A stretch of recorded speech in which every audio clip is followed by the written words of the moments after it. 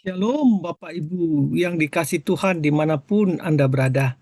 Senang sekali boleh dengar-dengaran akan firman Tuhan pada pagi hari ini.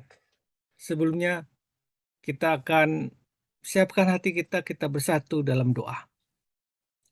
Bapa yang bertata dalam kerajaan surga, selamat pagi Tuhan. Terima kasih atas penyertaan-Mu dari malam hingga pagi hari ini Tuhan.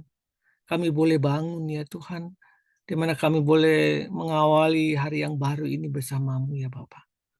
Tuhan, masuklah dalam roh kami, beracaralah seluas-luasnya dalam hati kami, agar apakah yang kami pikirkan, apa kami lakukan sesuai dan seturut kehendak Tuhan.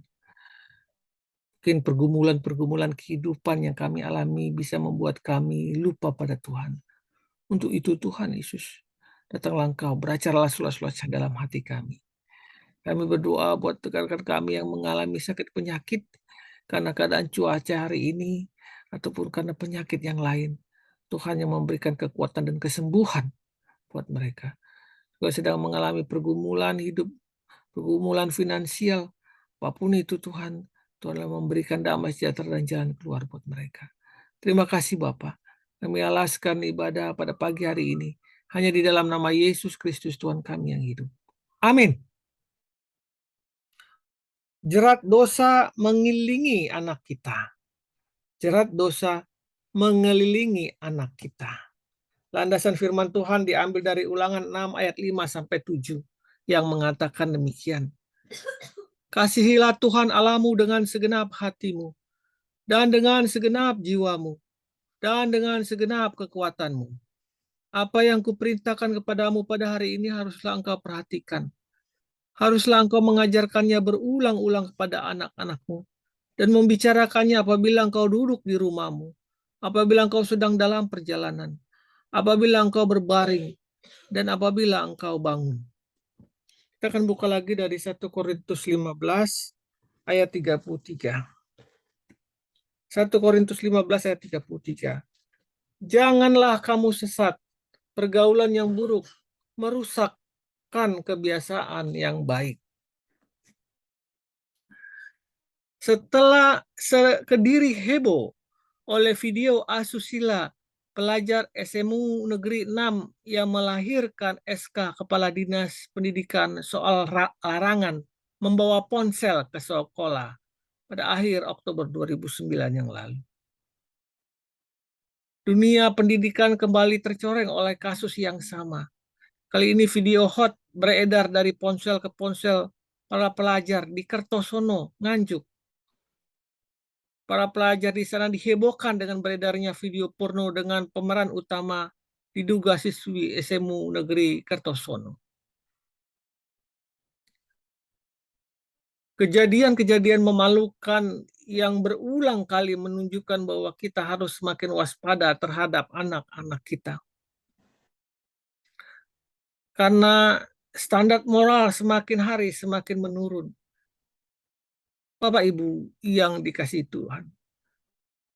Setidaknya ada 3 langkah yang bisa kita ambil untuk mencegah atau menghindari anak-anak kita dari kebobrokan moral ini yang menjalar dengan kecepatan tinggi di kalangan remaja dan pemuda masa kini. Pertama, orang tua, pemimpin rohani, guru, dan semua orang percaya berkewajiban mendidik generasi muda Kristen menjadi militan di dalam Tuhan. Ajarkan standar moral yang sesuai dengan kebenaran firman sejak dini kepada anak-anak kita. Pembekalan yang kita berikan sejak dini tentu akan menjadi pagar bagi anak-anak kita di hari-hari yang semakin jahat ini. Kedua, awasi teman dan awasi alat bermain mereka, anak-anak kita.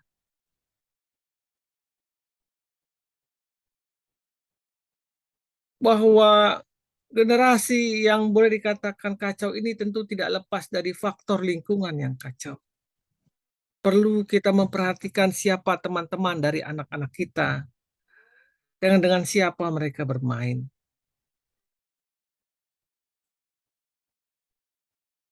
Karena itu baiklah orang tua mengawasi baik berusaha melihat isi dari handphone anak-anak kita, ataupun games, ataupun komik yang mereka baca.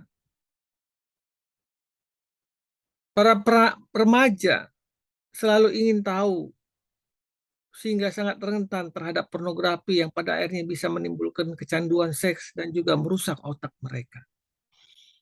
Yang ketiga, bangun jembatan setiap hari dengan anak-anak kita. Kurangnya peran orang tua, khususnya ayah dalam pengasuhan anak pada usia dini, khususnya pada anak laki-laki, mengakibatkan terputusnya jembatan komunikasi antara sang ayah atau orang tua dengan anak itu. Hal ini membuat banyak anak memilih mencari informasi dari luar rumah, yang malah bisa menjerumuskan mereka ke dunia pornografi tadi. Para orang tua, para ayah, bangunlah jembatan kasih dan komunikasi dengan anak-anak Anda. Ini akan menjaga mereka dari pengaruh dari luar yang jelek. Memang tidak mudah dan memang tidak singkat untuk membicarakan hal ini.